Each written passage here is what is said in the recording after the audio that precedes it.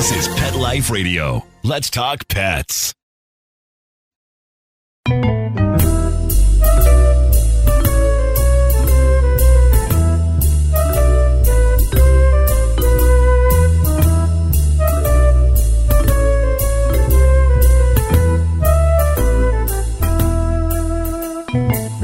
Hello, cat lovers. Welcome to Cattitude. I'm your show host, Michelle Fern. You know, there's been a lot of pet adoptions, a lot of new cat pet parents out there. But, you know, it's been a trying couple of years. So what do you do if you have a crisis and you need someone to help you out, you know? Or if you might not be able to be with your pet for a little while. And I didn't even know there was an organization that helps, but there is. So let's hear all about it. We'll be right back. Listen up, cat lovers. If you're planning a vacation, you need to hear about trusted house sitters. They connect pet parents with verified and background checked sitters, so you can travel worry-free knowing your fur baby has all the care and company they could need. I love this. I can't stand the thought of my pets being lonely or being in a kennel, so I can't wait to sign up. Cattitude listeners, you get 20% off today with code Cattitude20. That's Cattitude20. Go to trustedhousesitters.com and use the code Cattitude20 for 20% off. Let's Talk Pets on PetLifeRadio.com.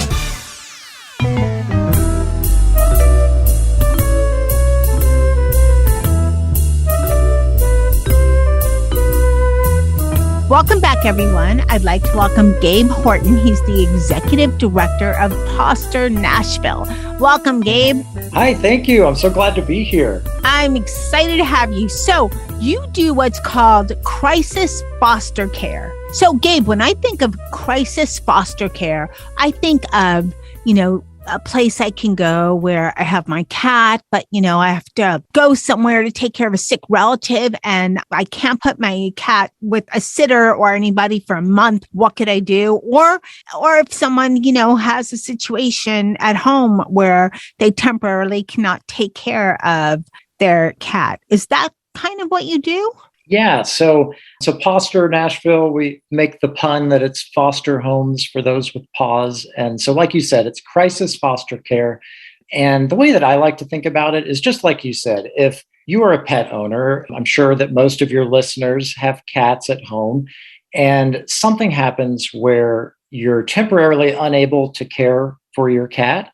What would you do? Now, like you said, a lot of us, maybe we have family or friends who could come by and watch them. Maybe we can afford to pay a pet sitter. But so many people don't have those kinds of resources, either financial or the social network. And so what happens so many times, too many times, is that when someone is in a temporary crisis, they end up permanently losing their pet. They either surrender them to a shelter or rehome them. So Pawster steps in there to give pet owners who are in crisis a different choice. We would house your cat or dog until you are back on your feet and ready to be reunited. And the whole point of that is, one, it keeps the pet out of the shelter, but more than that, it keeps your family together. Because we know that the best place for any pet is with the family who already knows and loves them. So that's what crisis foster care is all about. It's just keeping pets and their people together. I think that is just one of the best ideas I have heard in a long time. Although I hear many on with my show and my guests. So, but you know, if you think about it, there's so many times where people have situations where they have to be gone for a while, you know, take care of an elderly relative or, you know, some kind of situation where, or it's a temporary, you know, out of work thing that they don't want to give up their pet, but they're in like dire straits. What do you do? And I think that's how I found Dennis, because he was abandoned, I'm pretty sure. Yeah. So now Pawster is based in Nashville. How many other locations or other crisis foster types of places are there around the U.S.? We're heard everywhere globally, of course, but the U.S. and Canada is most of our listenership. Yeah. So organizations are slowly popping up around the country that do some version of crisis foster care. In fact, we're just this last week have been organizing a support call so that we can all get together and kind of talk about what's working and what's not and what we can do better. So there are some, I'll shout out some that started right around the same time we did. There's a Pause Between Homes in Atlanta, Georgia, that helps people who are in transitional housing.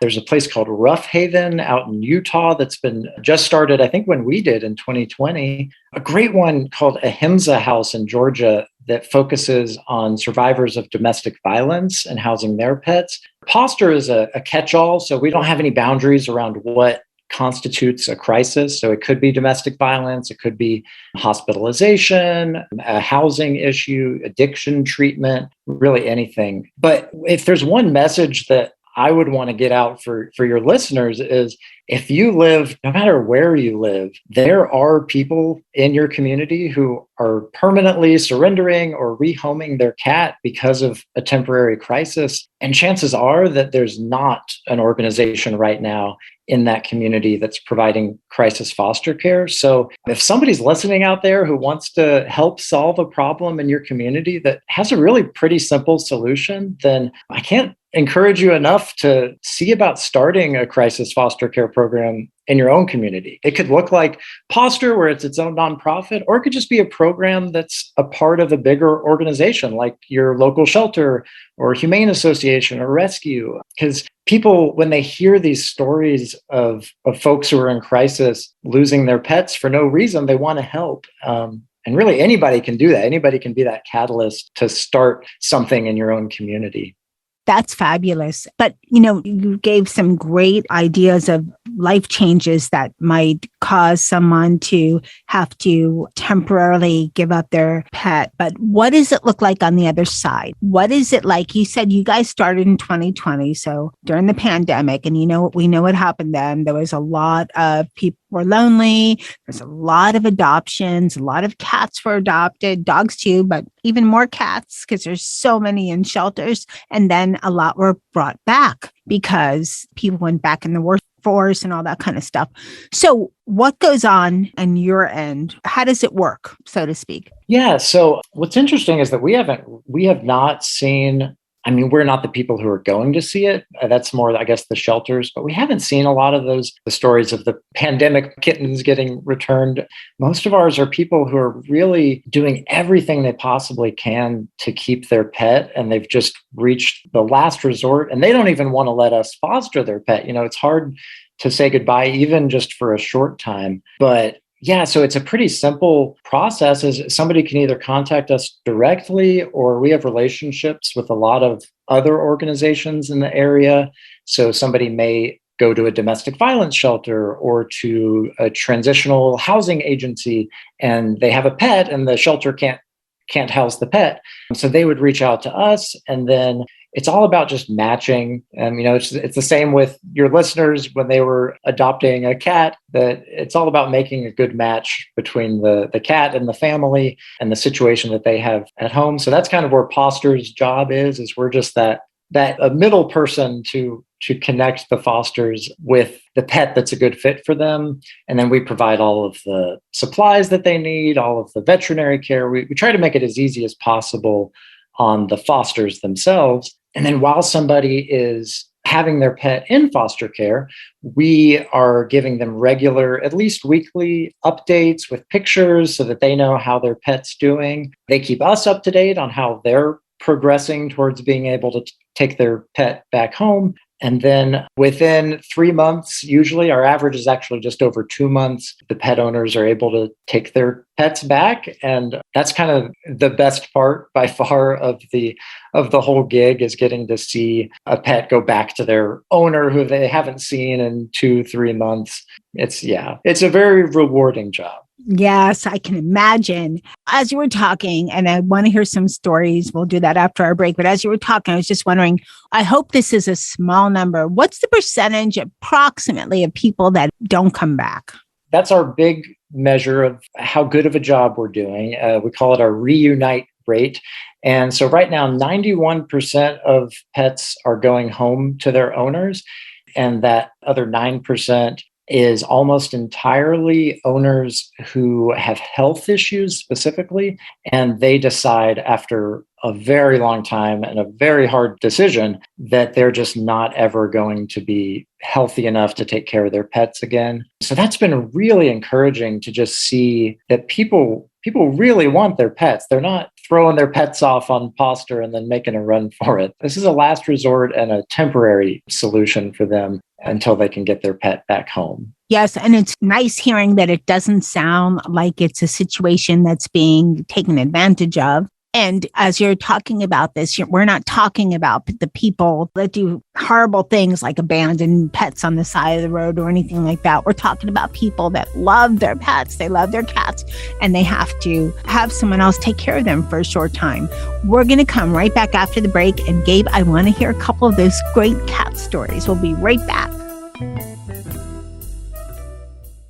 As a pet parent to a dog and a cat, you're going to run into some catastrophes. Your dog eating up the cat's food, or scavenging in the litter box is one of them. With Door Buddy, you don't have to worry about cutting a hole in your door or struggling with a pet gate. Door Buddy's adjustable door strap installs in seconds and without any tools. Finally, an easier way to let cats into rooms and keep dogs out of trouble. For 20% off Door Buddy, use code Cattitude20. That's Cattitude20 at thedoorbuddy.com. That's thedoorbuddy.com. Give your cat back its space today. Hey everyone, Michelle Fern here.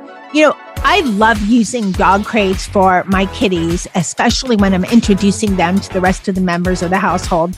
And I really love Diggs, that's Diggs with 2 G's, Revel collapsible dog crate. They don't make cat collapsible crates that are big enough for several cats. So Diggs crate is what I need. It's fabulous. It's safe. It's convenient. You could set it up in less than a minute.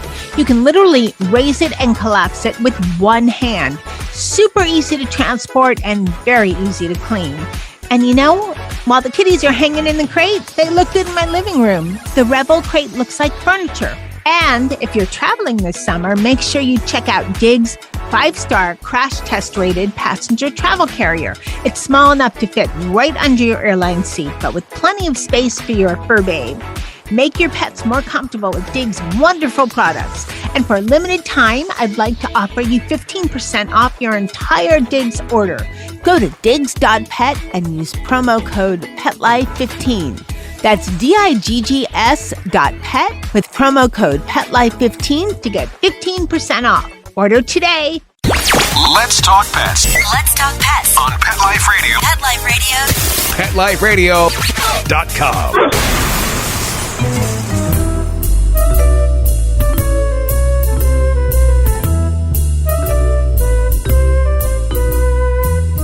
Welcome back, everyone. So we've been talking about crisis care for your pets with Gabe from Pawster Nashville. And Gabe, do you have a couple of stories you can share? Absolutely. Yeah, I love the story of our first Pawster pet we ever had, who was a little cat named Kimora. And her story was the perfect COVID pandemic story of just hope and people joining together. So her story is really powerful because her owner was a low-wage healthcare worker, one of those people who does the hardest work and gets paid the least. And his job sent him out of state just really suddenly. It was during one of those surges in 2020. And he didn't even have housing where he was going. He had this cat they didn't know what to do with. He had less than a month to figure it all out. And so he found Pawster, and we were able to find a foster. And this was, again, our very first foster cat. So it was all exciting and new.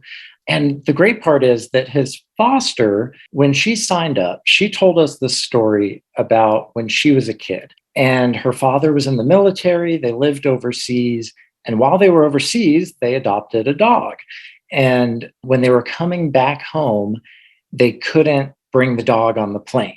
So it was very similar to these stories that we hear all the time. And they luckily had a family friend there out of the country who offered to watch the dog for several months until they could figure out how to get it back home. And so she was signing up not because she just wanted a cute cat in the house.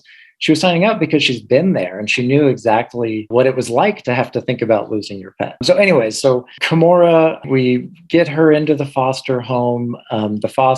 She falls in love. And within just a couple of months, Kimura's owner was able to get settled out of state, get an apartment, and we were able to bring Kimura home to him. Again, it's hard to figure out all these logistics sometimes. So what's amazing is we actually partnered with another organization who does cross-country transports. And so all told, I think 16 people joined together to get Kimura from Nashville all the way out to Colorado in just little short, 1 hour drives. It was a beautiful thing, all to get this little cat back to her owner. I have goosebumps when you're talking about that. It's the power of us pet people, people that are just, we're pet parents or been pet parents, and we know what it's like. And it's a lot of paying it forward. And there's so many out there that do what they do just for the love of, their animals. Here are all the cats, but dogs too, and others that who knows, but there's so many wonderful people out there. I want to hear another story, and that was a wonderful story. Let's talk briefly. How does someone get involved if they want to foster? They're not starting an organization, but they want to do temporarily foster to, kind of help others out, pay it forward, give back, goodness of their heart. Yeah, absolutely. So we're in Middle Tennessee. So obviously, if any of your listeners are in Middle Tennessee, by all means, you can sign up to foster or volunteer, or I'm sure you can reach out to foster in your own neighborhoods. Again, fostering is not all crisis foster care. In fact, most fostering is for rescues and adoptable pets. So I encourage everyone to foster, whether you have a cat or not. It's a painless process. And I think most organizations are trying to really lower the barriers to fostering. So, it used to be that you felt like you were trying out to get into the FBI if you wanted to adopt a pet or even foster. And what organizations have learned is that that doesn't really determine whether somebody's going to be a good foster or not. It just keeps people who would be good fosters from fostering. So most places are really trying to open it up for you. We at Pawster, we provide all the supplies. We don't want a foster to really have to spend any money at all. So we do all the vetting, we provide the supplies. And then, we try and get all the information we can about your home setup, your situation. With cats, it's a whole lot easier really to make a match. I mean, cats, as you probably know, they can be happy in a lot of different situations. They don't need a big fenced in yard to run around in like a dog. So people in apartments make great cat fosters. Exactly. They just need a place, to chill, something to climb, food, a place to chill, somewhere to nap, that's maybe a little place for the view. But yeah, cats are pretty easy. Probably the most challenging is litter box, but no big deal. Yes. And what's really great about the kind of fostering that we do is that they come from owners. So I always warn fosters that anything can happen when a cat's in a new place, but for the most part, these cats are coming from one home environment to another. So that's proven to be really helpful with fostering, is that it's a lot easier to transition from a home to a home than from, say, a shelter to a home. Right. Or the street. Oh, yes, exactly. Right from the street. I'm sure so many of your listeners have done that process of introducing Me a cat too. fresh. Yes. Yeah. And there's a lot of ways to adopt these days. And yes, when you adopt right from the street, you never know. And to this day, no matter what, maybe I need Jackson Galaxy to come to my house, because one of my cats still always has to do something outside the box. I don't know. I think we all need Jackson Galaxy to come to our house. Yeah, that would be nice, right? Right. Listening.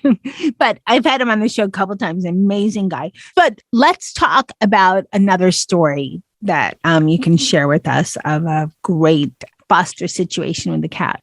Sure. Yeah. So most of the time we have adult cats because, people who find themselves in a crisis. Usually it doesn't happen right when you get a new kitten.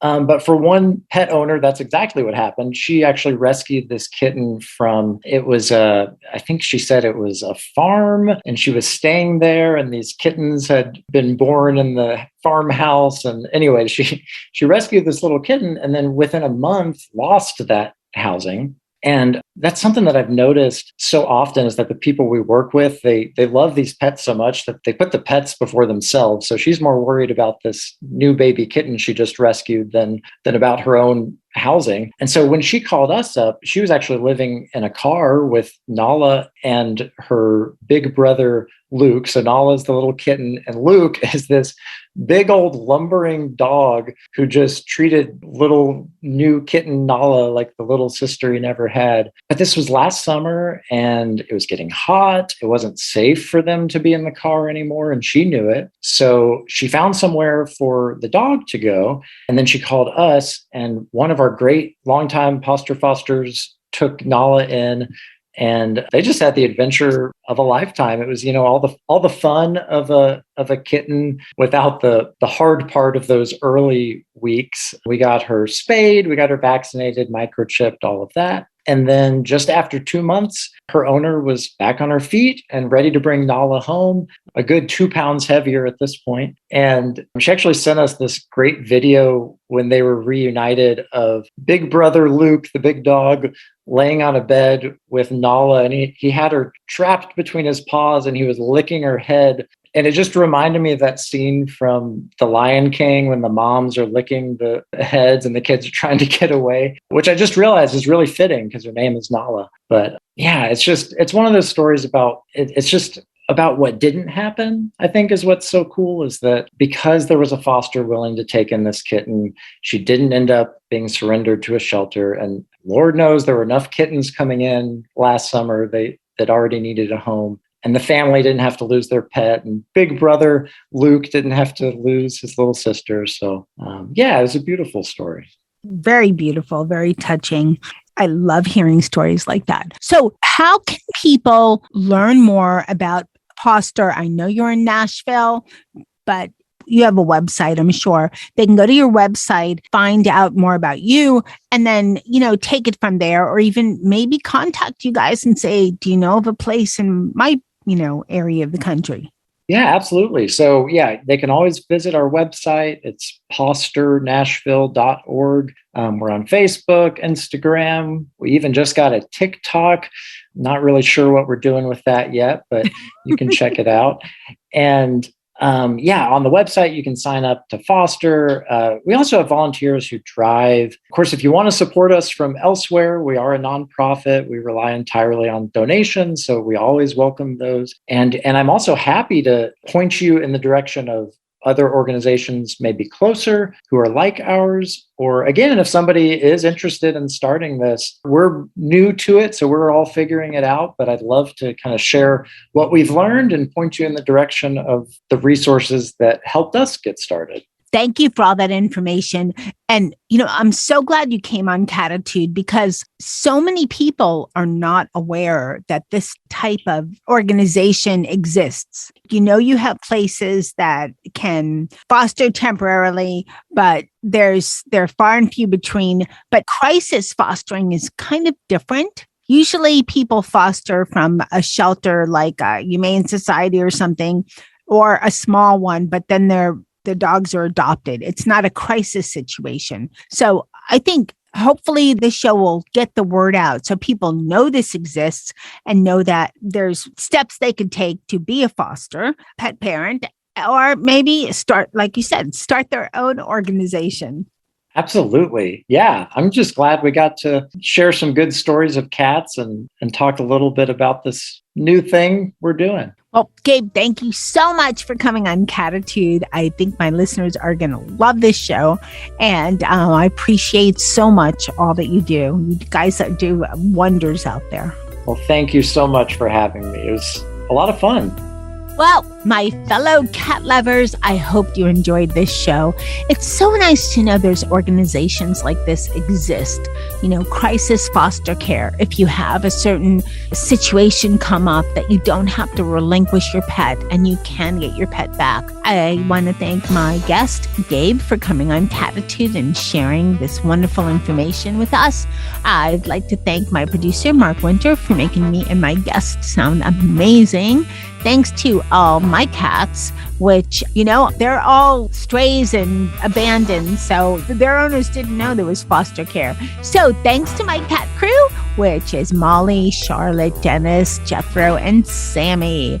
And thanks to Nikki the dog for being a happy camper with all the cats. And especially a huge, huge, huge thank you to my listening audience. I appreciate it so much. If you have inquiries, you can send it through the message at Michelle Fern Pet or Michelle at PetLifeRadio.com. And remember, lose the attitude. Have Cattitude. Let's Talk Pets every week on demand, only on PetLifeRadio.com.